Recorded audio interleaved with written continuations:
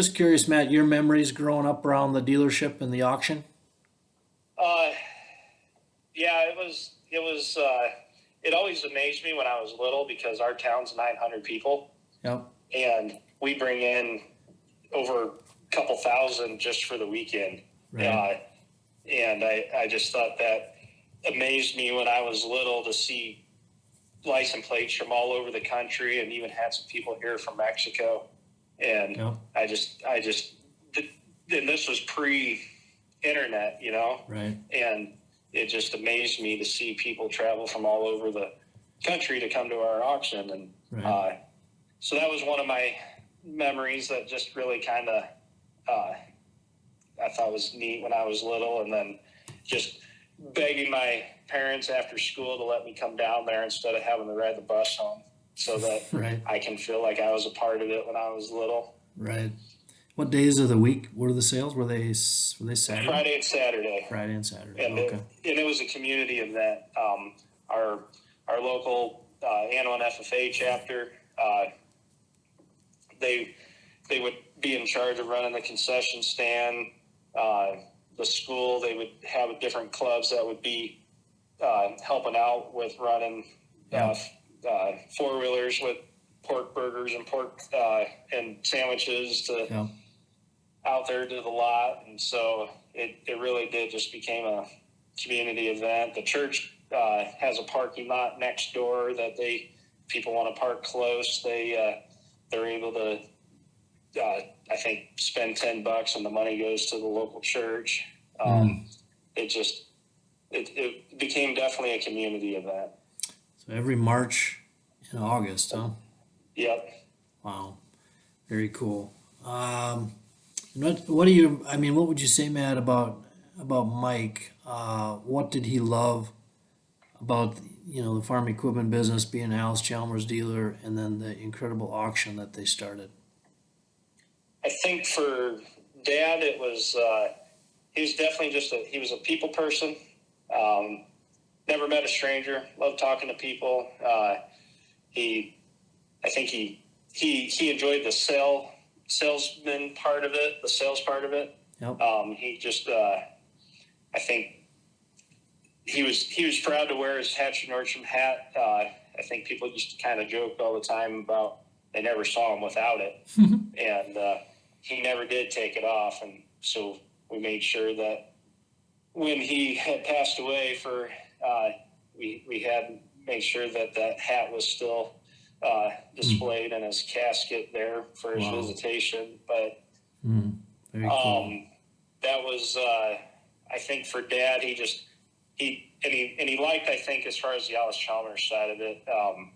He grew up using Alice Chalmers equipment when he farmed when he was growing up. That's something that I inherited and had a lot of Alice Chalmers equipment growing up as well. That D19 that's on the auction, that was one of my first hay tractors, and Mm.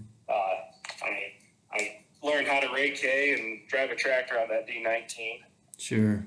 Wow. And Very so cool. I think and my dad's brother still farms my grandparents' ground outside of Bishop Hill, and Okay. that's kind of been just still utilized in orange equipment on the farm. Wow.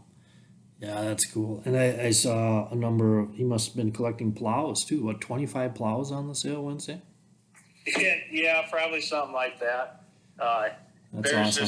just, for Dad, if there's ever an interesting piece, something he didn't have in his collection, that's when he had a sale twice a year.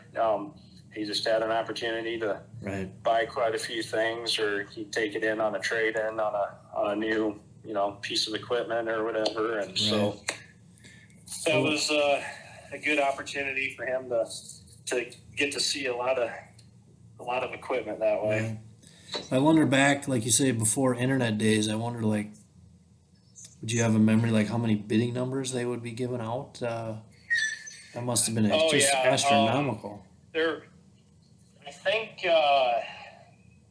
there'd be well over 2,000, Wow. and I think, at one point there's probably like 3,000. Hmm. So safely, I would say definitely over 2,000 buyer numbers that would get used, and that used to be my job. My mom and I still remember John Hatcher's wife, Connie, just, because it was just white tags back then, and then he used a black Sharpie marker and just start handwriting. And, 1 to whatever number. And buyer numbers, we, just like a lot of auctions do, you get the same buyer number over the years. Yeah. And, I still use my same buyer number here at the Hatcher Nordstrom auction in Annawan that I grew up using. And then a couple of them, they've retired over the years. And that was my dad's, buyer number was 150. And that was something that, just you kind of get to know people that way. Right. John Stam, you probably know John Stam over the years. Yeah. He was buyer number 8 at our auction, 888, depending on if it was going to Michigan or down to Texas. Okay, awesome. Yeah, that's again, the mixture of the equipment and the auction event, and then just the people and all those. It's a powerful mix, isn't it? Yeah. It is neat, and it's meant a lot here since my mom and dad have passed away in the past 18 months. Just those people that Dad and John and worked with or associated with, or over the years, it's been kind of neat to have them reach out, and it's been very overwhelming at times, really. I was just curious, with that level of outreach, there's that, the logistics of the sale. Hey, tell me about this piece or that piece. But then I imagine just the calls you're getting from friends. Yeah, and I feel bad because sometimes it's the same answer. Like, my dad bought that and it went in the shed. And, I think my dad always had hoped to be able to, someday get to drive them more and put them in parades and tractor drives. But unfortunately, my dad's health has not been great for the last 4 or 5 years. So that was part of the reason why I moved home, and I kind of started getting involved more with our farming part of it. Sure. He had to sell the dealership or sell the auction to the Andersons just because it was kind of got to the point where he needed to be able to slow down and take care of his health.